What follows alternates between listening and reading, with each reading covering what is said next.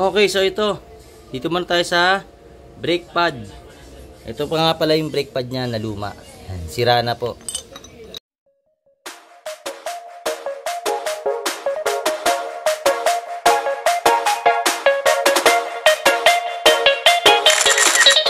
At ayan o.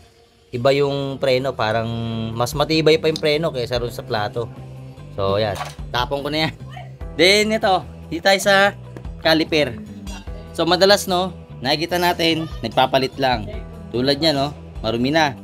So lilinisin muna natin, ilulubricate. Ito yung sinasabi kong ilulubricate. Yan, yung caliper boots. Yan, saka yung goma ito. So dapat yan may play. Actually ito matigas na to yan. Medyo ayan ayaw na maglaro. Kasi puro dumi na to malamang.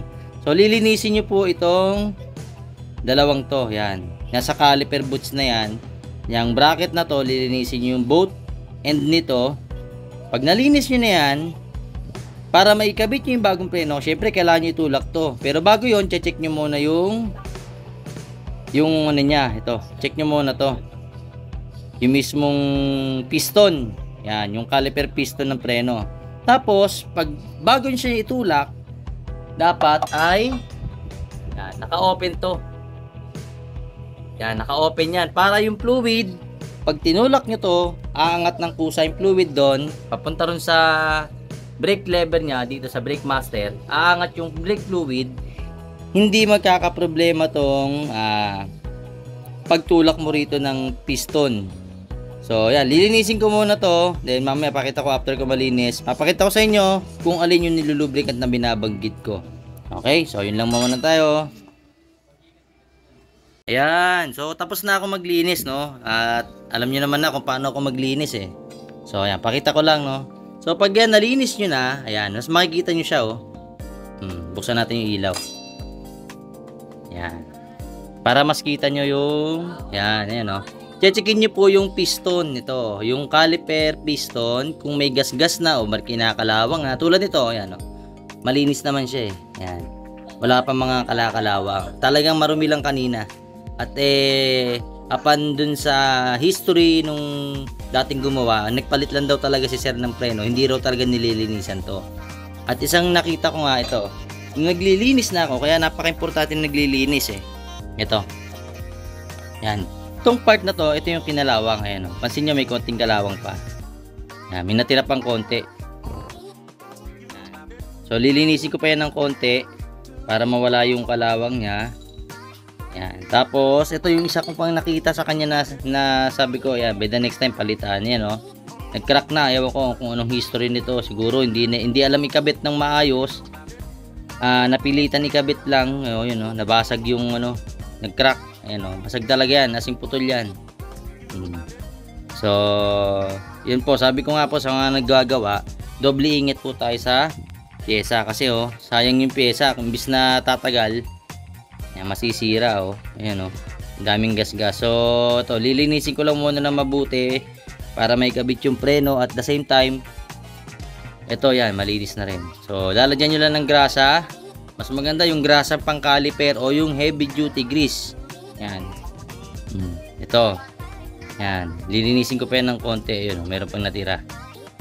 So tamang linis lang po tayo, no. So syempre ang ginagamit ko ay walang iba, ito. So dalawang klase po yan, no. Yung oil sludge saka yung isang klase, yung pang CVT. Yung pang CVT pwede ko po yung panlinis sa caliper.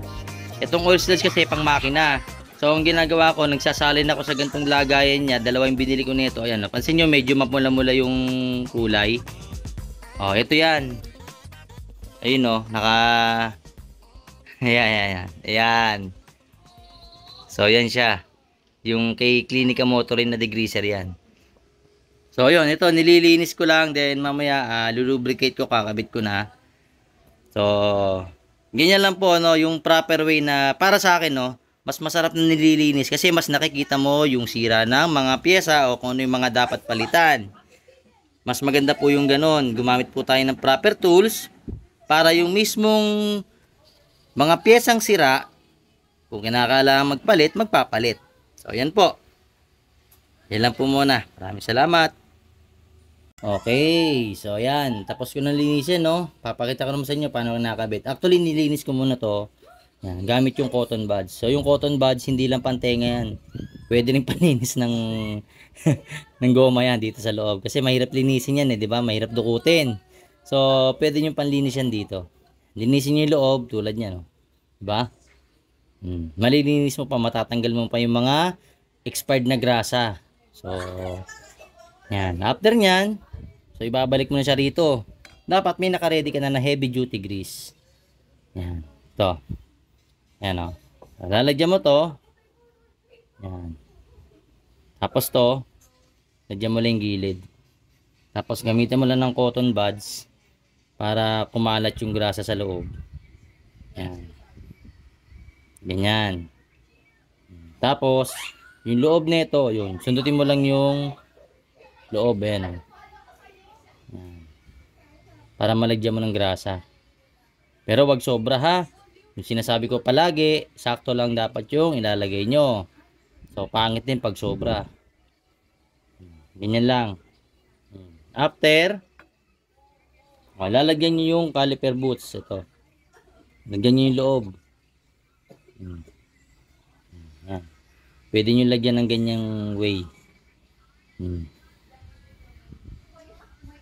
Once na okay na, unang nyo ikakabit, syempre, itong caliper boots. Yan.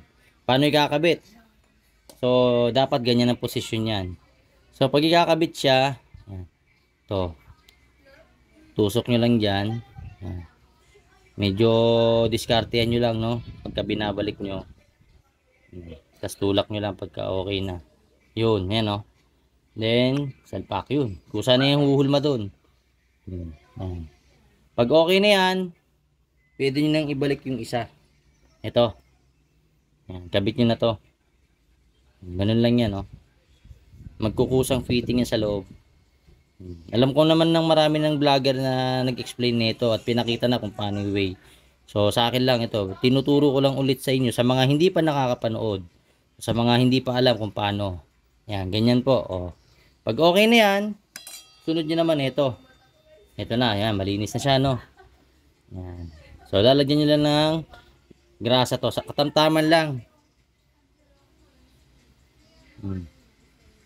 Ganyan lang, oh.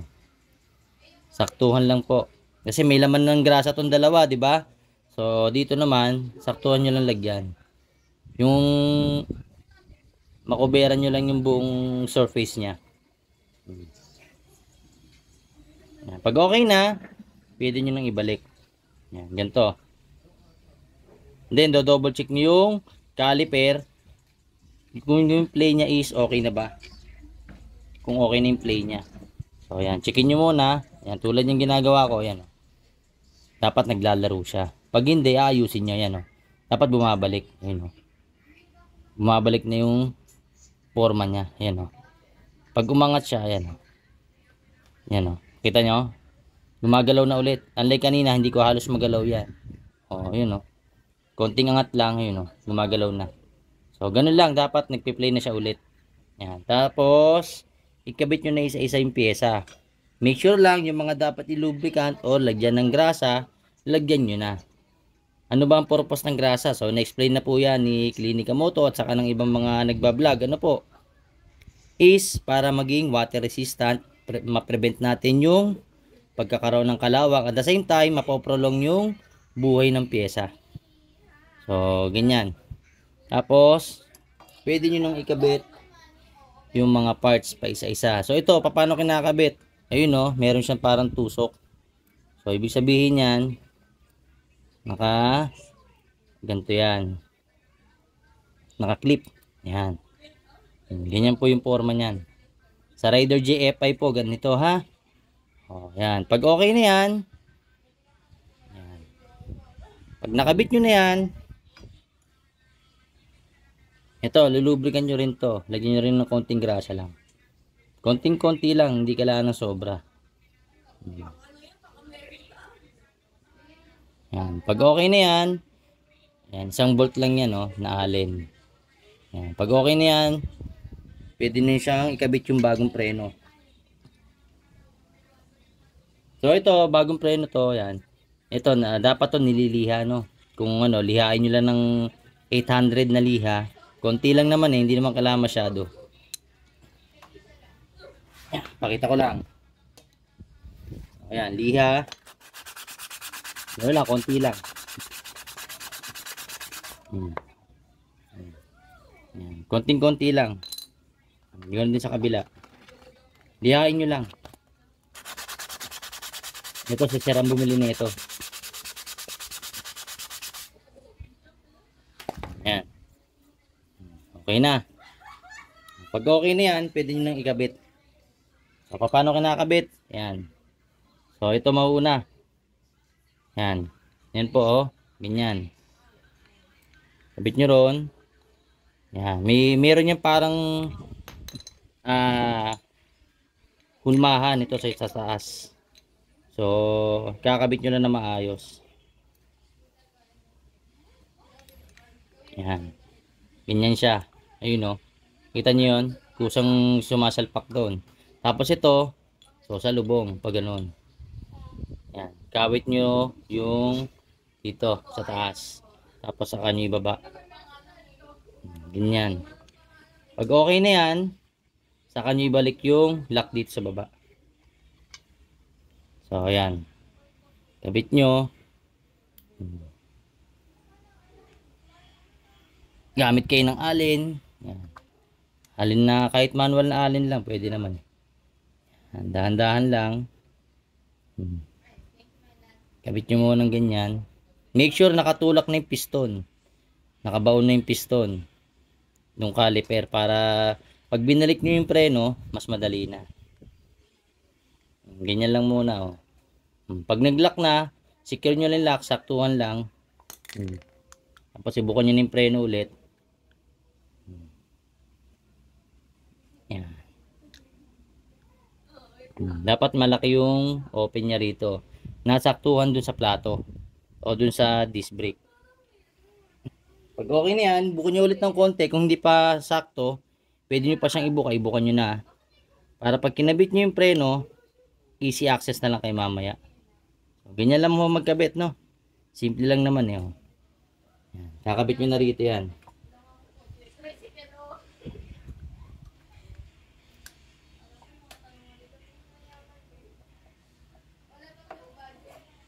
Yan, yun, no? Ito yung pasok agad. Tapos, pag okay na yan, pwede nyo ikabit yung dalawang lock. Yan. Yung kabila. Kung wala ho kayong impact, pwede kayo mag-manual na socket type. Pero mas maganda kung may impact kayo. Alam nyo lang dapat gamitin, no? Yan po yung impact ko. Okay? So, yun.